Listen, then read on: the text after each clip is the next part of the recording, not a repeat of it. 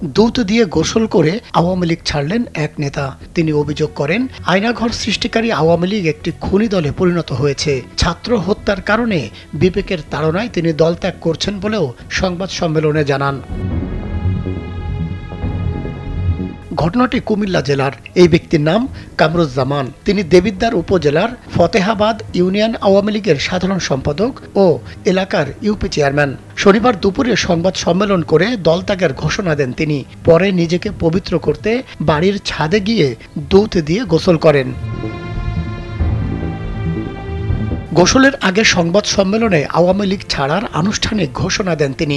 বাংলাদেশ আওয়ামী সরকারের কোটা আন্দোলন সরকারের দায়িত্বজ্ঞানহীন কর্মকাণ্ড ও সাধারণ ছাত্রছাত্রীদের উপর নির্বিচারে গুলি, শহীদ আবু সাইদ, মীর মুগ্ধ সহ অসংখ্য ছাত্রের মৃত্যুতে আমি প্রচণ্ডভাবে ব্যথিত হয়েছি। স্যান্ডেলিনা সো, রূপচর্চায় আভিজাত্য।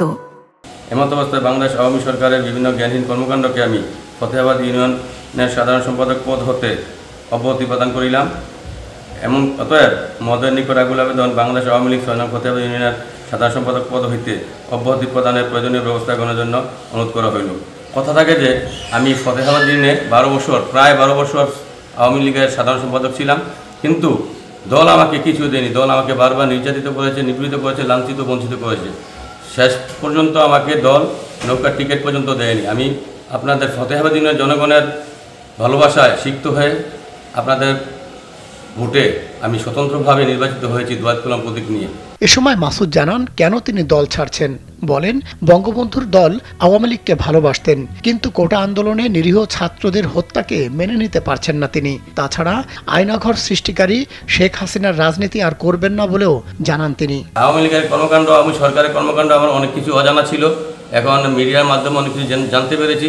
এজন্য এগুলো আমার মনে খুব পীড়া দিয়েছে, খুব ব্যথা পেয়েছি। আমি আওয়ামী লীগকে খুব ভালোবাসতাম, বঙ্গবন্ধুকে ভালোবাসতাম, কিন্তু ভালোবাসার অর্থ দেখলাম যে আয়নাঘর আর এই যে অসহায় ছাত্রদের উপর নির্বিচারে গুলি বিশেষ করে আমাকে পীড়া দিয়েছে। আওয়ামী লীগকে স্বৈরাচারী দল আখ্যা দিয়ে তিনি বলেন, এতদিন এমন অমানবিক ও সন্ত্রাসী দল করায় তিনি লজ্জিত।